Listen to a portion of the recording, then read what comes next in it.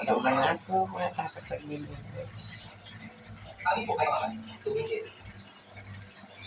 Humingi ka ng tao. Hinahula ko lang yun. Nagsusunod ako sa akin.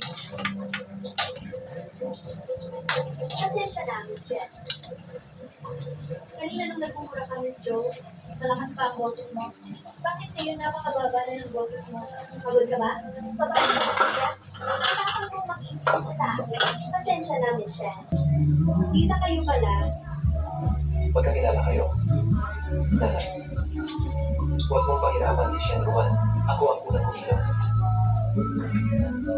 Anong ginawa mo? Pumunta ako ngayon para sabihin sa'yo na ngayon din, sumama ka sa akin para mag-blind date. Dahil hindi mo gusto ang babae na ng Nancy Group, palitan mo na lang ng iba. Pero tiyak na hindi siya. Di na nagkakamali kayo. Ako ay... Ayaw ko na kahit sino. Siya lang ang gusto ko, nanay. Kung hindi mo siya tatanggapin, hindi na ako mag-aasawa habang buhay. Matalino.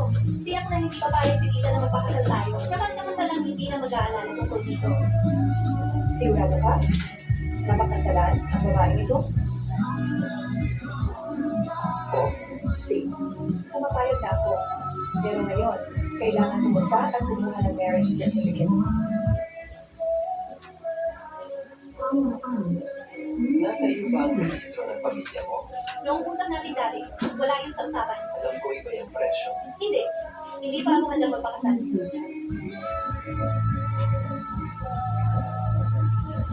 Ma, Masaktan ang tanong ko sa una. Wala siyang makialam ng forma.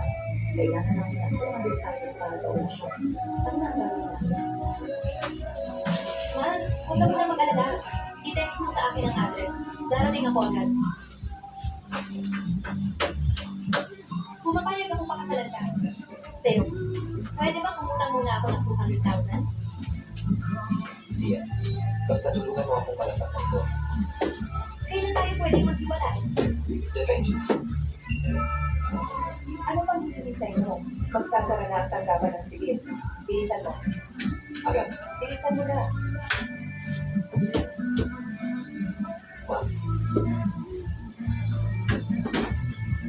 Naku, ang galing. Tara, tumuloy na tayo. Bakit ka sinagawa to na? Tita, may gagawin pa ako. Pwede bang mamaya na lang? Ang mga kababae yun, ang dami nilang ginagawa. Sige na, uuwi muna ako. Kapag tapos na kayo, bumalik na kayo agad. Oo nga pala. Tandaan, sa susunod, tawagin mo na akong nanay. Beste, tinamula ka na. Ayaw mo pa. Lintik na babae. Walang hiya ka. Ma, okay ka lang? Ayos lang. Tara, magbayad tayo ako para sa isang baliw kapag may nangyari sa inyo. Hindi ba kayo natatakot na gawin din nila iyon sa inyong pamilya? Tara. Ayaw mo na magsabi.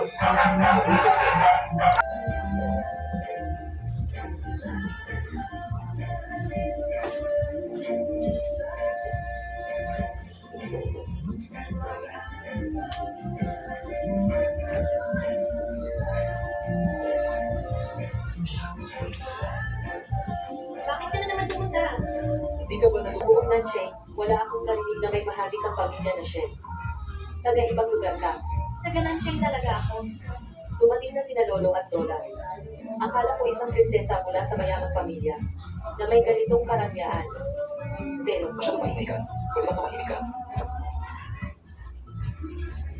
Kuya Lu, hindi mo ba ako naaalala? Noong bata pa tayo, Lakan na. Lolo.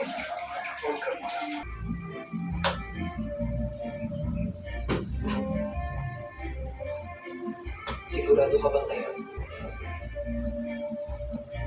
Halika. Tama na.